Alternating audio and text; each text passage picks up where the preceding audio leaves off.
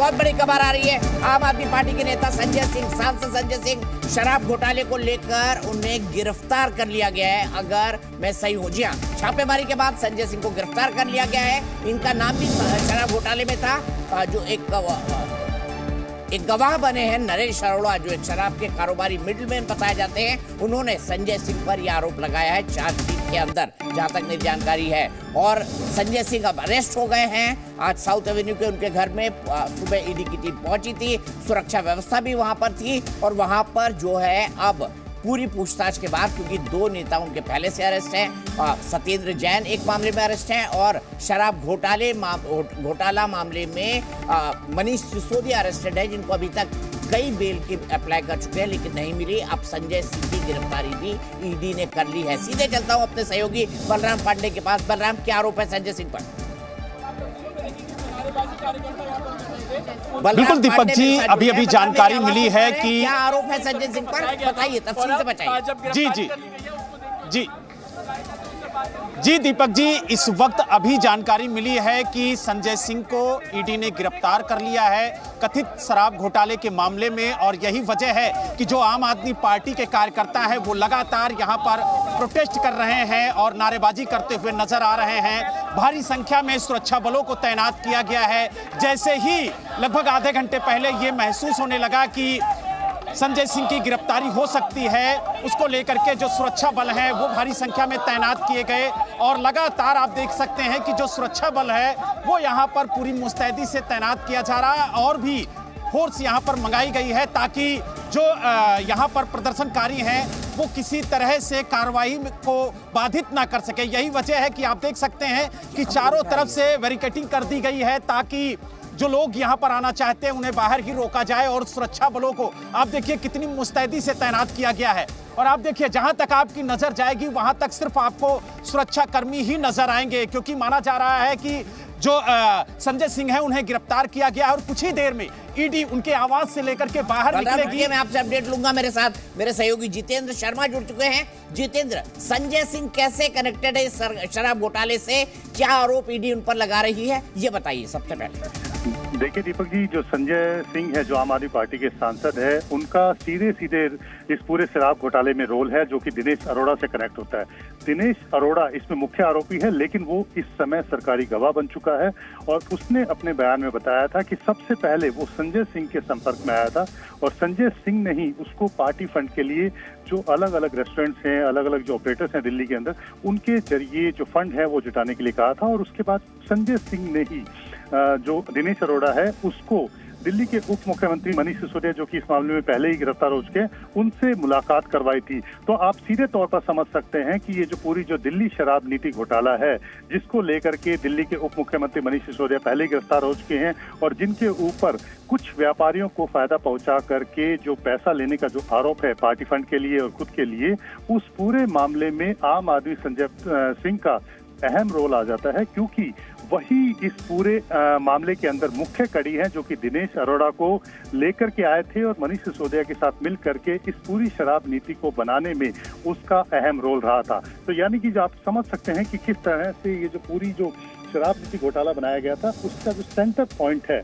वो संजय सिंह है। और संजय सिंह से पूछताछ इसलिए जरूरी थी क्योंकि दिनेश अरोड़ा ने अपने बयान में बताया था, जब उनके बयान लिए गए थे, क्योंकि वो सीबीआई का जो मामला है, सीबीआई ने जो सबसे पहले मामला दर्ज किया गया था, उसमें भी वो सरकारी गवाह बन चुके हैं और उसके बाद ईडी की इस पूरे मामले में मदद कर रहे थे। लेकिन ईडी ने इनको गिरफ्तार किया था, दिनेश अरोड़ा को, और अब वो इस मामले में सरकारी गवाह बन चुके हैं। और ठीक सरकारी गवाह बनने के अगले दिन ही ईडी संजय सिंह के घर जाती है और उनके बयानों के आधार पर, क्योंकि अब सरकारी गवाह बनने के बाद उनके बयान की अहमियत काफी महत्वपूर्ण हो जाती है, यानी कि वो जो भी बात कह रहे हैं, जो भी बयान दे रहे हैं, उसकी अहमियत काफी बढ़ जाती है। और उनके बयानों के आधार पर ईडी ने आज सवेरे ये कार्रवाई की, संजय सिंह के घर पर पहुंचे और संजय सिंह को गिरफ्तार किया। तो आप इससे समझ सकते हैं कि जो दिनेश अरोड़ा है उसको शराब नीति घोटाले के लिए दिल्ली के उप मुख्यमंत्री मनीष सिसोदिया, बलराम वहां पर हैं। बलराम, संजय सिंह के घर पर है साउथ एवेन्यू में, वहां कुछ हंगामा हो रहा है। बलराम, क्या हो रहा है वहां पर?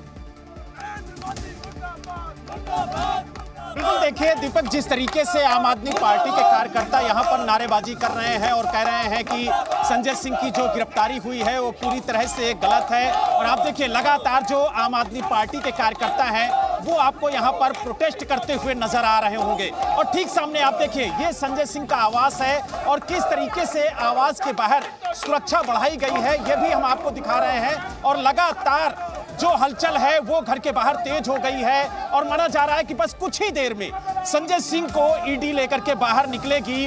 दोनों तरफ पुलिस फोर्स और अर्धसैनिक बलों को लगाया गया है, क्योंकि यह भी माना जा रहा है कि पीछे के गेट से ईडी उन्हें लेकर के जा सकती है। यही वजह है कि दोनों गेटों पर जो आम आदमी पार्टी के कार्यकर्ता हैं, जो सुरक्षा कर्मी हैं, वो मौजूद हैं। लगातार आम आदमी पार्टी के कार्यकर्ताओं की तरफ से नारेबाजी की जा रही है और इस गिरफ्तारी को गलत बताया जा रहा है। तो वहीं सुरक्षा के लिहाज से भारी संख्या में सुरक्षा कर्मियों को तैनात किया गया है, ताकि जिस समय ईडी के अधिकारी संजय सिंह को लेकर के बाहर निकले उस समय कोई अवरोध उत्पन्न ना हो, किसी तरीके की कोई दिक्कत ना हो। इसलिए आप देख सकते हैं कि भारी संख्या में जो सुरक्षा कर्मी हैं उन्हें तैनात किया गया है। और जिस तरीके से आप देखिए यहाँ पर जो आम आदमी पार्टी के कार्यकर्ता हैं वो प्रोटेस्ट कर रहे हैं, और आप देखिए लगातार घर के बाहर जो आपके कार्यकर्ता है वो बैठे हुए आपको नजर आएंगे और लगातार उनका प्रोटेस्ट जारी है। उनका कहना है कि जिस तरीके से गिरफ्तारी हो रही है वो पूरी तरह से गलत है, क्योंकि ईडी अभी तक उनके खिलाफ कोई सबूत इकट्ठा नहीं कर पाई है। लेकिन जिस तरीके से दिनेश अरोड़ा सरकारी गवाह बने हैं और ये माना जा रहा है कि दिनेश अरोड़ा संजय सिंह के बेहद करीबी थे, और यही वजह है कि उन्होंने जो बयान ईडी को दिया वो काफी महत्वपूर्ण हो जाता है। और उन्हीं के बयान के आधार पर आज ईडी संजय सिंह के आवास पर पहुंची थी। सुबह लगभग 6:56 पर ईडी ने इनका दरवाजा खटखटाया था और उसके बाद ईडी की टीम अंदर पहुंची और लगातार आप देखिए कि जो कार्रवाई है वो चलती रही। लगभग 9 घंटे से ज्यादा का वक्त हो चुका है, अभी भी ईडी अंदर मौजूद है और अब ये बताया जा रहा है कि ईडी ने उनकी गिरफ्तारी कर ली है। तो कहीं ना कहीं जो कार्यकर्ता है वो भी काफी ज्यादा मायूस है, लेकिन ईडी ने करीब 9 घंटे से ज्यादा का वक्त लिया उनसे पूछताछ का और उसके बाद उनकी गिरफ्तारी का ऐलान किया है। तो कुछ ही देर में जो ईडी के अधिकारी हैं वो संजय सिंह को घर से बाहर लेकर के निकलेंगे, उसके बाद उन्हें दफ्तर ले जाएंगे और उसके बाद जो आगे की कार्रवाई है वो की जाएगी। तो लेकिन कहीं ना कहीं जिस तरीके से अटकलें लगाई जा रही थी कि दिनेश अरोड़ा ने जो बयान दिए हैं वो कितना महत्वपूर्ण है, तो उनकी गिरफ्तारी से ये साबित होता है कि दिनेश अरोड़ा का जो बयान था वो बेहद महत्वपूर्ण है, क्योंकि अब दिनेश अरोड़ा सरकारी गवाह बन चुके हैं। तो ऐसे में बलराम मेरी बात सुनिए, लगातार मत बोलिए, मेरी बात सुनिए प्लीज, मेरी बात सुनिए, थोड़ा बातचीत कर लेते हैं, दर्शक भी हमारे समझ पाएंगे। मुझे आप ये बताइए, दिनेश अरोड़ा है कौन, कैसे वो संजय सिंह को जानता था, कैसे संपर्क में आया, और दिनेश अरोड़ा क्यों इतना बड़ा इंपॉर्टेंट विटनेस है ईडी के लिए, ये समझाइए हमारे दर्शकों को जानकारी के लिए। देखिए दीपक जी, दिनेश अरोड़ा एक शराब कारोबारी था और जिस तरीके से अमित अरोड़ा का नाम आया, और वो भी एक शराब कारोबारी थे, और सबसे पहली जो मुलाकात हुई थी संजय सिंह की और दिनेश अरोड़ा की हुई थी, और ये माना जा रहा था कि दिनेश अरोड़ा जो है वो संजय सिंह का बेहद करीबी है। और ये भी आरोप है कि संजय सिंह ने ही दिनेश अरोड़ा को, जब मनीष सिसोदिया डिप्टी सीएम थे तो उनसे मुलाकात कराई थी, और दिनेश अरोड़ा के कहने पर ही उसकी जो मीटिंग है वो सीएम आवास पर भी हुई थी। तो एक बड़ी कड़ी दिनेश अरोड़ा था, और दिनेश अरोड़ा से जब पूछताछ ईडी ने की थी तो उसने कई अहम खुलासे किए थे, और यही वजह है कि जब पहली बार ईडी ने संजय सिंह के करीबियों के यहाँ छापेमारी की थी तो वो कहीं ना कहीं जो दिनेश अरोड़ा ने बयान दिया था उसी के आधार पर छापेमारी की गई थी, और ये माना जा रहा था कि जो बयान है उसके आधार पर कितने सबूत इकट्ठा कर सकती है ईडी, लेकिन ईडी को उस समय सबूत नहीं मिले थे। लेकिन जब दिनेश अरोड़ा सरकारी गवाह बना तो कहीं ना कहीं उसके जो बयान थे उनकी अहमियत बढ़ी, और जिस तरीके से उसने सरकारी गवाह बन के संजय सिंह के बारे में बताया, उसको लेकर के ईडी ने आज सुबह संजय सिंह के आवास पर छापेमारी की और करीब 9 घंटे से ज्यादा का वक्त उनके आवास पर बिताया और उसके बाद उनकी गिरफ्तारी की है। तो कहीं ना कहीं जो संजय अरोड़ा की भूमिका है वो काफी अहम मानी जा रही है। और देखिए राघव रेड्डी भी सरकारी गवाह बन गए हैं। तो यानी 2 सरकारी गवाह बने हैं।